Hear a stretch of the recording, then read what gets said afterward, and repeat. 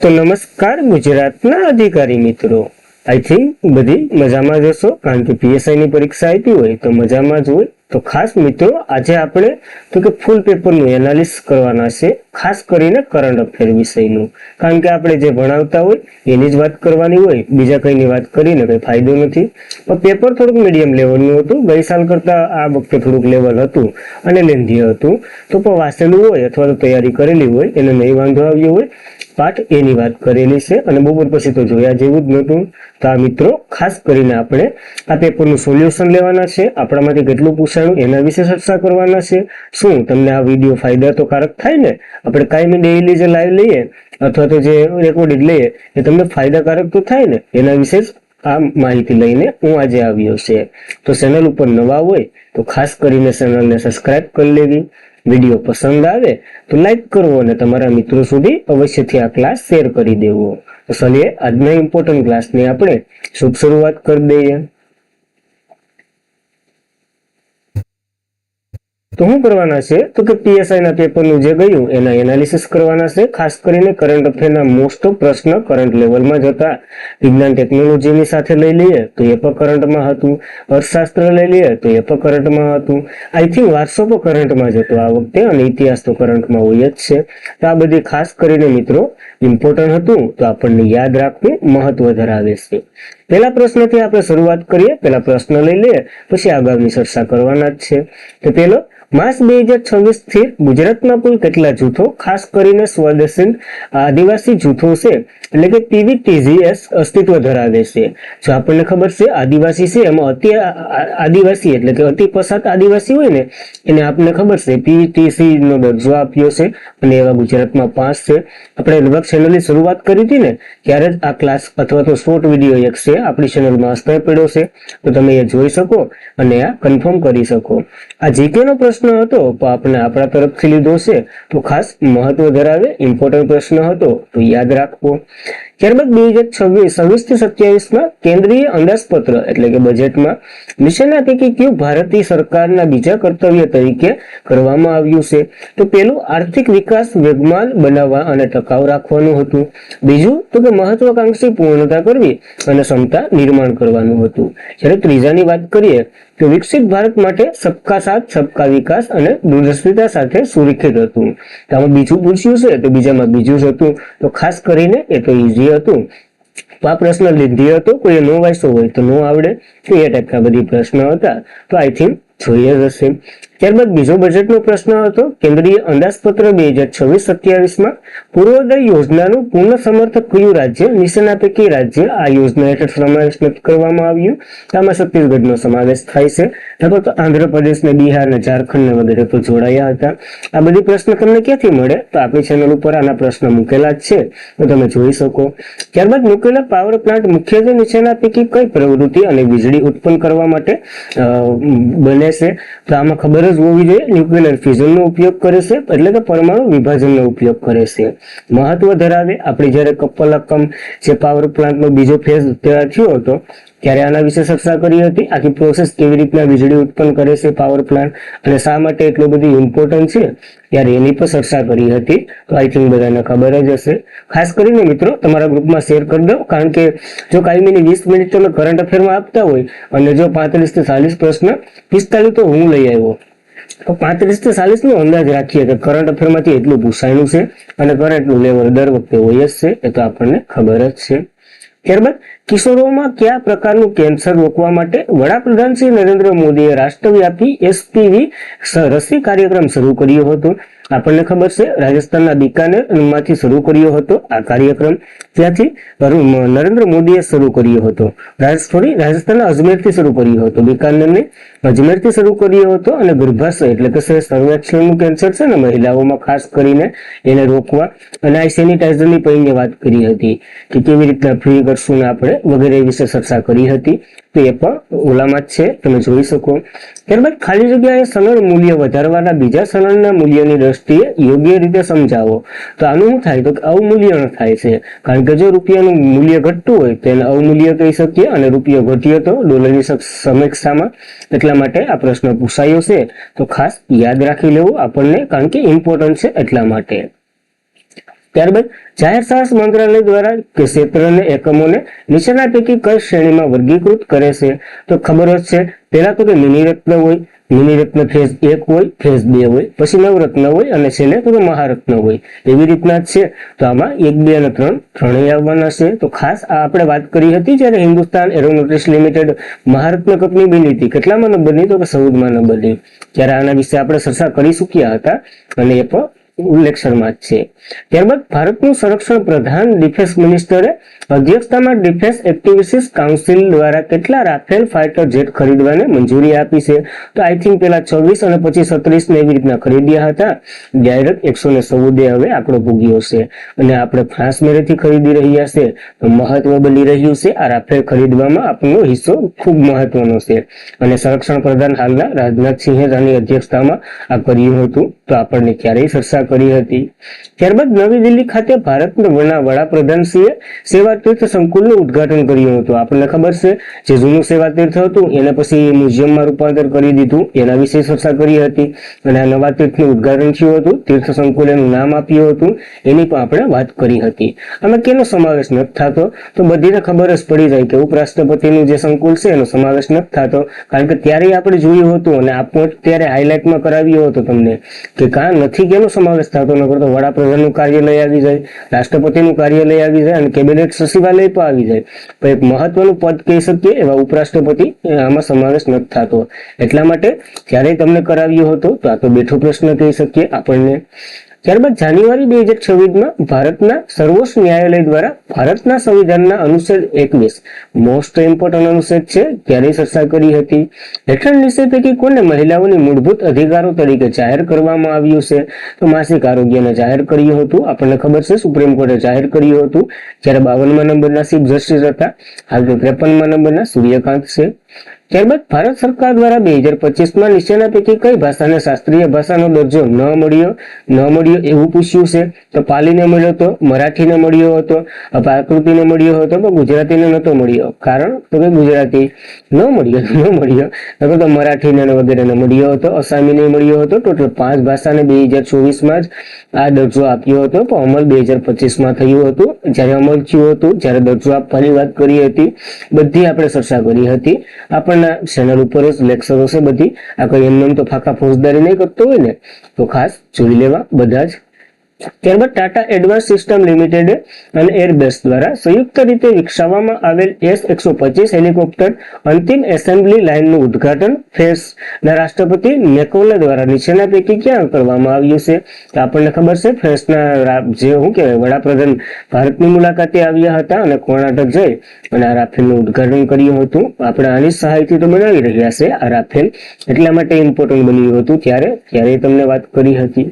ત્યારબાદ કંપની દ્વારા તેના નફા અથવા તો અનામતમાંથી નિયમિત સામાન્ય રીતે વાર્ષિક શેર ધારકોને ચૂકવણી આવતી રકમને શું કહેવામાં આવે છે? તો આને ડિવિડન્ડ કહેવામાં આવે છે. આઈ થિંક અર્થશાસ્ત્રનો પ્રશ્ન છે, પણ આપણે લીધો છે કારણ કે આપણે જોયું હતું ક્યારે શેરને વગેરે જોયા હતા, કારણ કે સેબીની વાત કરી હતી.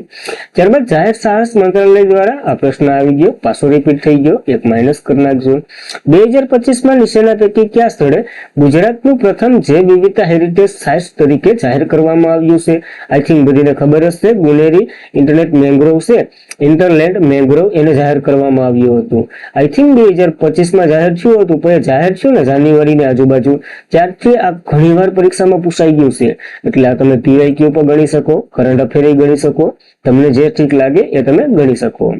ત્યારબાદ ગુજરાત સરકારે નવેમ્બર 2024માં કેટલામાં નાણાપંચની રચના કરી છે? આપણને ખબર છે કેન્દ્રમાં 2026માં આ 15મું નાણાપંચ પૂરું થવાનું છે. 16માની રચના થઈ હતી, જેના અધ્યક્ષ અરવિંદ પનગડિયાને વગેરે જેટલી વાત કરી જ હતી આપણને. પણ આપણને ગુજરાતનું પૂછી લીધું તો ગુજરાતનું 4થું નાણાપંચની રચના થઈ હતી અને હાલ જ રહ્યું છે હાલ. તો ખાસ એમાં આપણે ફેર છે અને આનો આર્ટિકલ ખાસ કરીને ઇમ્પોર્ટન્ટ છે. 280 અંતર્ગત આપણે નાણાપંચની રચના કરીએ છીએ રાજ્યમાં અને કેન્દ્રમાં, બંનેમાં અલગ અલગ થાય છે, તો એ પણ આપણને મહત્વ ધરાવે છે. ત્યારબાદ દર વર્ષે 2025 એટલે કે દર વર્ષે 25 ડિસેમ્બરે સુશાસન દિવસની ઉજવણી કરવામાં આવે છે. તો આની શરૂઆત ક્યારે થઈ હતી એ આપણને પરીક્ષામાં પૂછ્યું છે. તો આ આપણે ભણાવેલું જ છે. 2014માં આની શરૂઆત થઈ હતી. ત્યારથી જ આપણે સુશાસન દિવસ ખાસ કરીને મનાવીએ છીએ. ઇમ્પોર્ટન્ટ બની રહ્યું છે કારણ કે અટલ બિહારી વાજપેયીની જન્મ જયંતિ છે. તો ઇમ્પોર્ટન્ટ જ હોય ને, એટલા માટે આપણને આ પૂછ્યું હતું પરીક્ષામાં. સુશાસન દિવસ ખબર જ છે બધીને કે અટલ બિહારી વાજપેયીના જન્મદિવસ નિમિત્તે ઉજવવામાં આવે છે. ત્યારબાદ ગુજરાતના અનુક્રમે કેટલામાં રાષ્ટ્રીય ઉદ્યાન આવેલા છે? તો કે 4 છે. પેલું ગીર નેશનલ પાર્ક, ત્યારબાદ તો કે એક મરીન નેશનલ પાર્ક છે, ત્યારબાદ તો કે એક કાળિયાર નેશનલ પાર્ક છે, અને ચોથું તમારે કહેવાનું છે, ઇમ્પોર્ટન્ટ છે તો કહી દો હવે ચોથું તમે. 2011 ની વસ્તી ગણતરી અનુસાર ગુજરાતની વસ્તી ગીચતા કેટલી છે?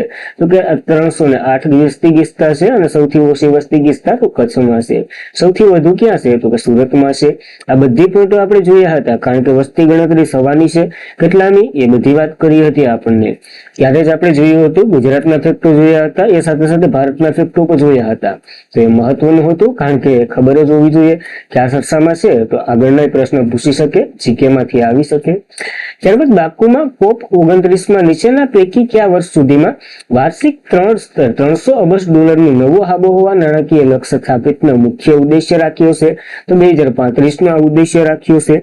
આપણને ખબર છે બાકુ અઝરબૈજાનમાં COP29 ભરાણી હતી. એ પછી આપણે જયારે 2026 ની જે COP ભરાણી હતી ને, ક્યારે ભરાણી હતી? તો બ્રાઝિલના બેલેલમાં ભરાણી હતી. અને ત્યારે જ આપણે આના વિશે ચર્ચા કરી હતી કે આપણો લક્ષ્ય હસ્તે કમ્પ્લીટ નથી થયો એટલે એના માટે મળી જશે બ્રાઝિલમાં. અને 2028માં જે COP ની કેટલામી બેઠક ભરાવાની છે? હવે 28મી બેઠક ભરાવાની છે, એ ભારતમાં ભરાવાની હતી. એટલે કે ભારતે ટૂંકમાં પ્રસ્તાવ આપ્યો હતો અને પ્રસ્તાવ હૃદય કરી નાખ્યો. ત્યારે પણ આની ચર્ચા કરી હતી. અગાઉની કોપો ક્યાં ક્યાં ભરાવાની છે એના વિશે માહિતી લીધી હતી. COP30 આઈ થિંક તુર્કીમાં ભરાવાની છે. આ બધી વિશે આપણે માહિતી અવશ્યથી લીધી હતી. તો ખાસ તમને ખબર હોવી જોઈએ, મહત્વ ધરાવે છે એટલા માટે આપણને યાદ રાખવું આ બધી. ત્યારબાદ ભારતમાં AI મિશન હેઠળ રચાયેલ ભારતના AI માળખા નીચેના પૈકી સાબિરૂપ ઘટક ક્યાં છે? તો નૈતિક અબજ અને જવાબદારી AI માં 7 માર્ગદર્શક સિદ્ધાંત છે. AI ના 6 સ્તંભ માટે સાબિરૂપ ભલામણ છે, અને ટૂંકા, મધ્યમ અને લાંબા ગાળાના સુરેખિત સુસંગત એટલે પ્લાન છે. તો આ AI ના મહત્વ છે. તો આમાં બધી સાસાસ છે. આ આપણે ભણ્યા હતા જ્યારે AI ની વાત કરી હતી, અને AI ના કારણે ઘણા બધા જે લોસાઓને વગેરે થયા હતા, એટલા માટે આ 6 સ્તંભોની વાત કરી હતી આપણને, તો યાદ રાખવું. ત્યારબાદ ફેબ્રુઆરી 2026માં એટલે કે સ્થિરતામાં ભારતનું સૌથી ઝડપી અને સૌથી મોટું AI સુપર કોમ્પ્યુટર એરાવત એ કેટલા AI પેટાફ્લોપ એટલે કે આની શું કહેવાય ક્ષમતા પૂછી છે. એ પીસ કોમ્પ્યુટરની ક્ષમતા સાથે કાર્ય કરે છે. તો આઈ થિંક આ બધીને ન આવડે, અને ભાઈ ઈસ કર્યો છે તો આપણે ઈસ કરવાનો. આના વિશે આપણે ચર્ચા કરી હતી, તો આના ઉપર એટલું બધું ભાર નતું દીધું કે આવા પ્રશ્ન પરીક્ષામાં ન આવતા હોય. ખાલી એવા જ પ્રશ્ન આવે કે ભાઈ એરાવતને ક્યાં શિફ્ટ કરવામાં આવ્યું છે, રુદ્રને ક્યાં શિફ્ટ કરવામાં આવ્યું છે, એ ટાઈપના બધી પ્રશ્ન હોય તો એના વિશે આપણે વાત કરતા હોય. પેલું કંઈક નવું જોવા મળ્યું, હવે આવા પ્રશ્નો પણ આપણને યાદ રાખવા પડશે. ત્યારબાદ સંરક્ષણ ક્ષેત્રે જો મિસાઇલ એટલે કે 5 મેક કરતા વધુ ગતિની પ્રવાસન કરે તો તેને ખાલી જગ્યા કહેવામાં આવે છે. તો હાઇપરસોનિક ક્રૂઝ મિસાઇલ કહેવામાં આવે છે.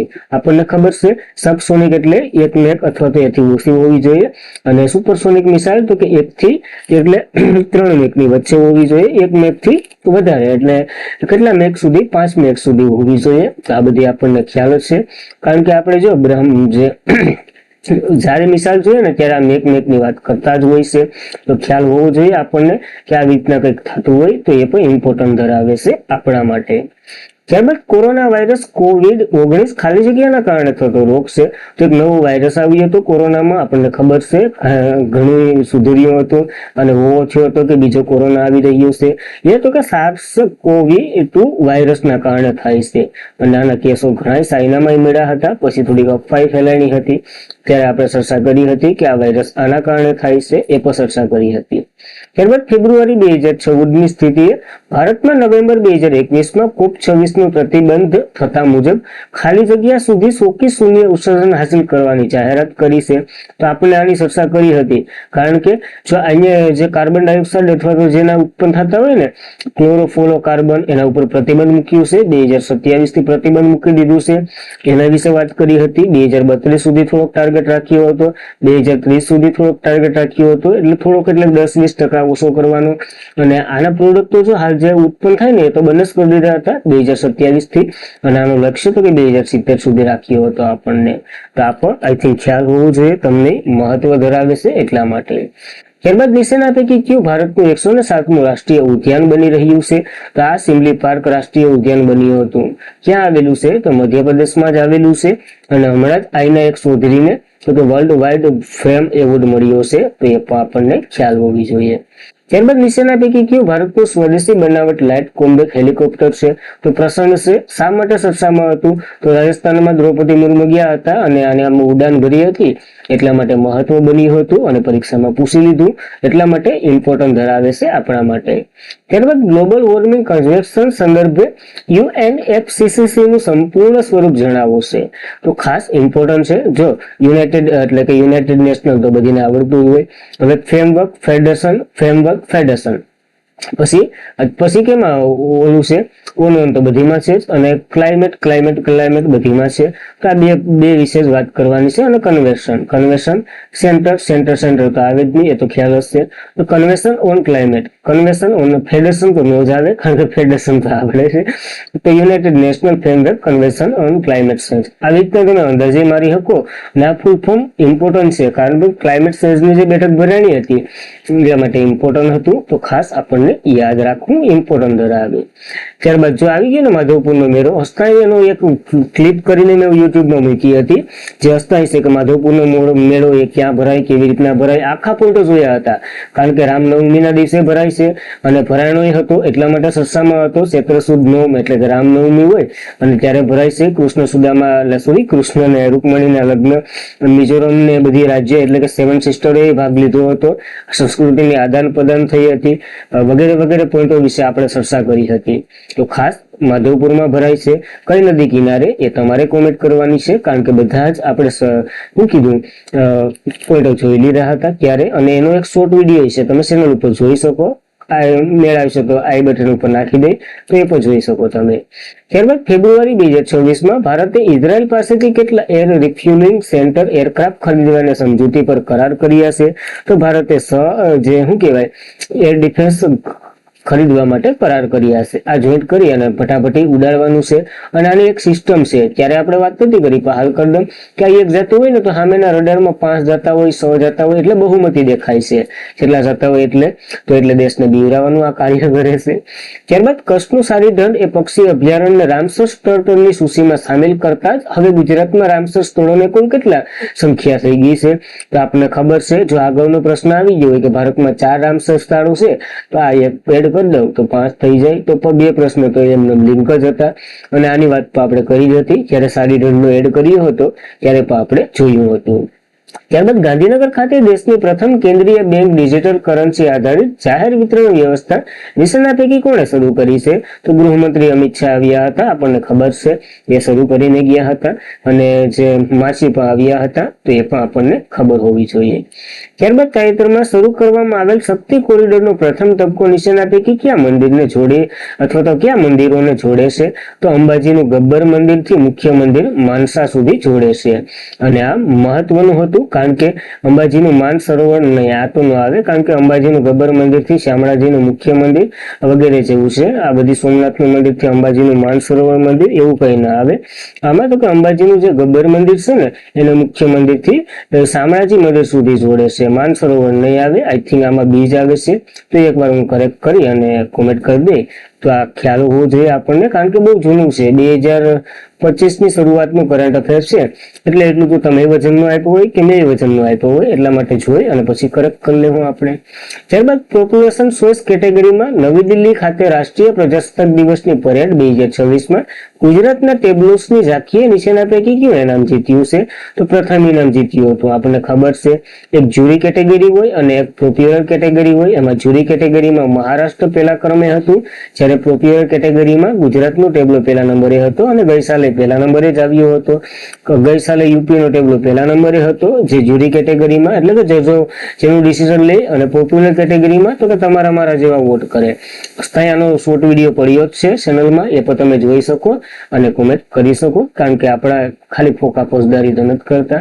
નીચેના પૈકી કી નવી એટલે કે નવીન રસાયેલ વાવ થરાદ જિલ્લાનો તાલુકો નથી? તો ડીસા નો આવે. ખાસ કરીને જયારે જિલ્લાની રચના થઈ હતી ત્યારે ભણાવ્યું હતું. હાલ તો બહુ જૂનું છે, પણ ન આવડે તો એ કરીને આવતું રહેવું, કારણ કે બધીમાં રિસ્ક લેવું એ પણ કઈ સારી બાબત નથી. ત્યારબાદ 2026-27માં કેન્દ્રીય અંદાજપત્રમાં કેટલા હાઈસ્પીડ રેલ કોરિડોર ની જાહેરાત કરવામાં આવી છે? તો 6 રેલ કોરિડોરની જાહેરાત કરવામાં આવી છે. ખાસ ઇમ્પોર્ટન્ટ ધરાવે છે, આપણને મહત્વના છે એટલા માટે ઇમ્પોર્ટન્ટ ધરાવે છે. અને કેટલા? તો કે 6.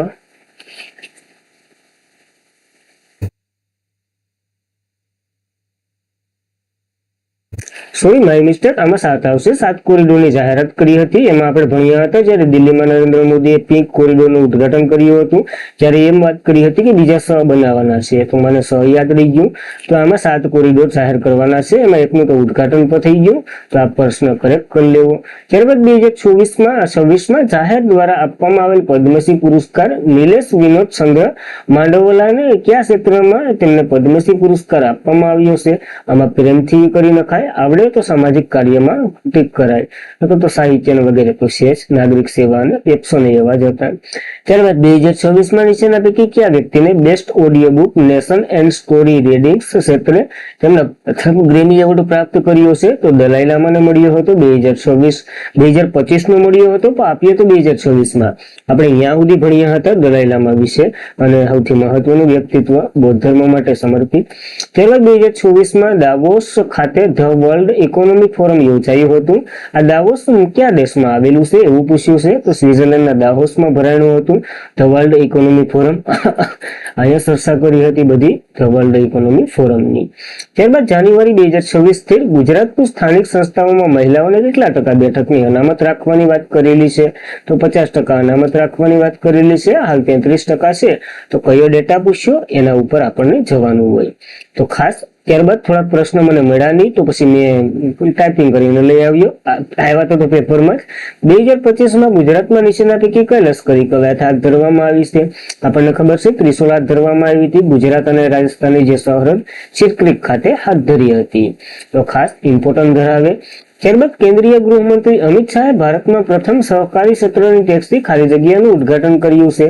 તો આપણને ખબર છે ભારત ટેક્સીના નામે આને લોન્ચ કર્યું છે, કારણ કે આની આખી માલિકી ડ્રાઈવરની હશે, એના માટે લોન્ચ કર્યું હતું અમિત શાહે. ઘણીવાર પરીક્ષામાં પૂછાઈ ગયું. આમાં પેલું જોડાનાર દિલ્હી બન્યું છે કેન્દ્ર શાસિત પ્રદેશમાં, તો રાજ્ય કયું બન્યું એ તમારે કોમેન્ટ કરવાની છે. ત્યારબાદ 2026માં નીચેના પૈકી કઈ ટીમે વુમન પ્રીમિયમ લીગનું ટાઇટલ 100th આવૃત્તિ હતી એ જીતી છે? તો આપણને ખબર હોવી જોઈએ રોયલ ચેલેન્જર્સ બેંગ્લોરે જીત્યું છે. કેને? તો મુંબઈ ઇન્ડિયનને હરાવીને જીત્યું છે. તો ખાસ ઇમ્પોર્ટન્ટ ધરાવે, યાદ રાખવું. ત્યારબાદ ભારતીય કાયદા અમલીકરણ એટલે કે સીબીઆઈ અને ઇન્ટરપોલ વચ્ચે સહયોગને સુવ્યવસ્થિત બનાવવા માટે 2025માં અમિત શાહે કયું પોર્ટલ લોન્ચ કર્યું છે? તો ભારત પોલ નામે એક પોર્ટલ લોન્ચ કર્યું હતું. મહત્વનું છે, કારણ કે ઇન્ટરપોલને શું કામ હોય તો કે તમારા દેશમાંથી કોઈ ગાફલો બાફલો કરીને ગયું હોય તો એને પકડવાનું કામ છે. તેના સાથે સીબીઆઈ જોડાયેલું છે, અને હમણાં સીબીઆઈએ એક પોર્ટલ શરૂ કર્યું છે જે કાલ તમે ભણશો. કયું છે? અભય છે. એ પણ તમારે યાદ રાખવું. ત્યારબાદ ફેબ્રુઆરી 2026માં ની સ્થિતિએ ચંદ્રયાન 4 માટે ચંદ્ર પર ઉતારવામાં આવ્યું હતું. તો આ સ્થળ અથવા તો આવું ઝોનનું કયું નામ રાખવામાં આવ્યું છે? તો આપણને આનું નામ મોસ માઉન્ટ 4 રાખ્યું છે. તો ખાસ એ પણ યાદ રાખવું, કારણ કે ઉતાર્યું હતું તો પૂછાઈ શકે. ગુજરાત રાજ્ય ઇન્સ્ટિટ્યુશન ફોર ટ્રાન્સફોર્મિંગ ની સ્થાપના ક્યાં કરવામાં આવી હતી? તો બહુ જૂનું કરંટ અફેર છે. સપ્ટેમ્બર 2024માં કરવામાં આવી હતી. કરંટ અફેર તો ન કહી શકો. આ હું કરશે તો કે નીતિ આયોગ અત્યારે શું કાર્ય કરે છે એ આ બધી કરવાનું છે. ગુજરાત રાજ્ય ઇન્સ્ટિટ્યુશન ફોર ટ્રાન્સફોર્મેશન, ખાસ એ જ કરવાનું છે જે નીતિ આયોગ ભારતમાં કરે એ આ ગુજરાતમાં કરવાનું છે. તો આઈ થિંક આપણે ચર્ચા કરી હતી આના વિશે. ક્યારે? તો કે 2024માં 1 જાન્યુઆરી 2015 ના રોજ નીતિ આયોગની સ્થાપના ખાલી જગ્યા દ્વારા કરવામાં આવી હતી. ઘણી વાર આપણે જોયું છે કે આ કોઈ બંધારણીય સંસ્થા નથી એટલે બિન બંધારણીય સંસ્થા છે, કોઈ કાયદાકીય સંસ્થા નથી એટલે કે બિન કાયદાકીય સંસ્થા છે. તો છે કઈ? તો કે કારોબારીના ઠરાવથી મંત્રીઓએ કહી દીધું કે આ સંસ્થા કાર્ય કરશે અને આયોજન પક્ષના સ્થાને આવ્યું હતું 1 જાન્યુઆરી 2015 ના રોજ. પેલા અધ્યક્ષ કોણ હતા, પેલા સીઓ કોણ હતા અને પેલા ઓલા કોણ હતા, વડા? એ તમારે કોમેન્ટ કરવાની છે. પેલા વડા હું કહી દઉં, નરેન્દ્ર મોદી હતા. અને બસ આ હતા આપણા પ્રશ્ન. આઈ થિંક 45 થી 46 જેટલા પ્રશ્ન છે. એમાં બધીમાં ક્રેડિટ હું નથી લેતો કારણ કે તમને ઘણા આવડતા હોય ને ઘણા હાવ બેઝિક હતા. હું કઈ કહેતો નથી, તમને જ ખબર છે. હવે તમારે આગળ આ ક્લાસ જોવો, તમારા મિત્રોને શેર કરવો કારણ કે કાયમીની 20 ની ઓછી, 20 તો કઈ જ મિનિટ થાય અથવા તો 15-20 મિનિટમાં આપણે ક્લાસ સમાપ્ત કરી દેતા હોય અને બધી માહિતી તમને કામની જ છે ને. એવું તો નથી કે કઈ તમને કામની નથી, હું ખાલી પાકા ફોજદારી અથવા તો તમને માહિતી આપતો હોય. તો બધાય પ્રશ્ન આઈ થિંક કરંટ અફેરના મારામાંથી ન થાય ભાઈ, હું જરાય નથી કહેતો કારણ કે બધાએ ભણાવ્યા હોય અને તમે તૈયારી કરી હોય તો આવડી જ જાય. ખાસ ઇમ્પોર્ટન્ટ બને છે આપણો ક્લાસ કારણ કે જો આવું વારંવાર મૂકવું આપણે ઇમ્પોર્ટન્ટ બને કારણ કે જો વ્યૂઝ આવતા ન હોય, હવે કયા કારણથી નથી આવતા એ અત્યાર સુધી મને ખબર નથી પડી, તમને ખબર નથી પડી. તો માણાને એક ટેવ હોય, સમજી લો કે પીવાયક્યુ કરાવતા હોય ને ત્યાં અડધું ગામ જાય, જ્યાં ભણાવતા હોય ને કન્ટેન્ટ ત્યાં કોઈ ન જાય. તો કન્ટેન્ટ આવડે તો પીવાયક્યુ આવડે ને, એ પણ મહત્વનું છે. તો પેલા કન્ટેન્ટ તૈયાર કરો પછી પીવાયક્યુ તો આવવાના જ છે અને બેઠા પ્રશ્ન એ આવવાના જ છે. તો તમે જોઈ અને અંદાજ લગાડી શકો છો. જો આ પૂછાયું ને બધી ટીક કર્યું ને બધી આપણી ચેનલ ઉપર તમને વિડીયો સ્કોર કરો ત્યાં મળી જાય. ઘણા એવા પ્રશ્નો છે ને કે થંબનેલ માંથી પૂછાયેલા, અતિશોક્તિ જરાય નથી કરતો, તમે જોવાની છૂટ બધી જોઈ શકો. ઘણા પ્રશ્ન જે થંબનેલ માંથી બેઠા પૂછાયેલા અથવા તો એ આર્ટિકલ માંથી પૂછાયા હોય તે મહત્વનું ધરાવે. તો કાયમીની 20 થી 15 મિનિટ આપવાનો ટ્રાય કરો, નકર તો પછી તમે છે જ. તો બસ આજના માટે એટલું જ રાખીએ. ખાસ કરીને મિત્રો આવી જ માહિતી માટે